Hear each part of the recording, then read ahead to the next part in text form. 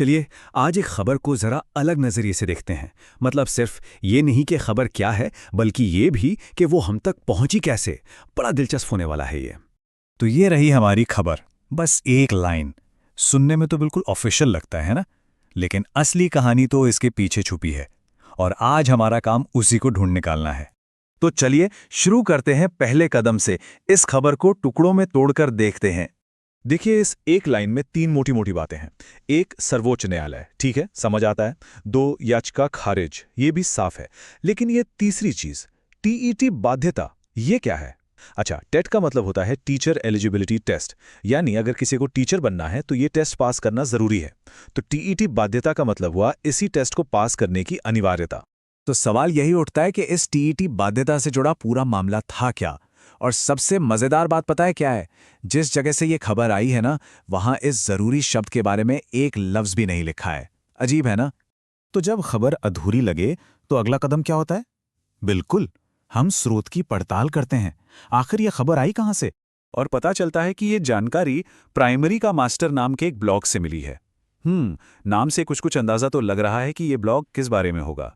चलिए वेबसाइट के मेन्यू पर एक नजर डालते हैं। यहाँ क्या क्या है? शिक्षा विभाग, यूपी टेट, सीटेट न्यूज, शिक्षा मित्र न्यूज। अरे वाह, ये तो बिल्कुल साफ हो गया।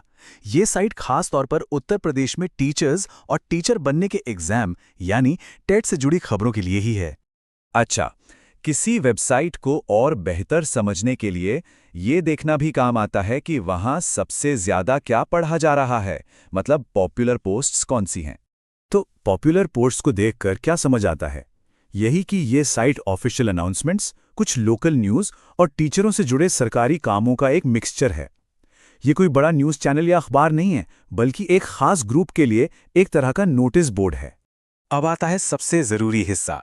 कभी कभी किसी वेबसाइट पर सबसे काम की जानकारी खबरों में नहीं, बल्कि कहीं और छिपी होती है, एक छोटी सी चेतावनी के रूप में। तो ज़रा ध्यान से देखिए, यहाँ एक नोट लिखा है और इसमें साफ साफ लिखा है, इस ब्लॉग की सभी खबरें गूगल सर्च से ली गई हैं। कृपया खबर का प्रयोग करने से पहले वैधानिक पुष्टि अवश्य कर लें। इसमें ब्लॉग एडमिन की कोई जिम्मेदारी नहीं है। पाठक खबरें के प्रयोग हेतु खुद जिम्मेदार होगा। अरे मतलब ये ब्लॉग तो खुद ही कह रहा है कि खबरें बस गूगल से उठाई गई हैं और इन पर भरोसा करने से पहले खुद चेक कर लेना। ये तो पूरी कहानी ही पलट देता है। तो इस पूरी पड़ताल से हमें क्या सीखने को मिलता है? देखिए, ऑनलाइन कुछ भी पढ़ते समय एक सिंपल सा फ्रेमवर्क दिमाग में रखना बहुत काम आ सकता है। पहला कदम, हेडलाइन को ध्यान से पढ़ें और समझें। दूसरा, ये देखें कि ये जानकारी दे कौन रहा है, यानी स्रोत क्या है। तीसरा, उस स्रोत का कॉन्टेक्स्ट क्या है, वो आमतौर पे क्या छापता है। चौथा, हमेशा एक डिस्क्लेमर या ऐसी कोई चेतावनी ढूंढें। और सबसे ज़रूरी पांचवा कदम, किसी भी अहम खबर को हमेशा एक तो और भरोसेमंद जगहों से कंफर्म ज़रूर करें। तो अगली बार जब कोई खबर आंखों के सामने आए तो सिर्फ उसे पढ़कर आगे मत बढ़ जाइए। रुकिए और सवाल पूछिए, ये खबर किसने लिखी है, मैं इस पर क्यों भरोसा करूं?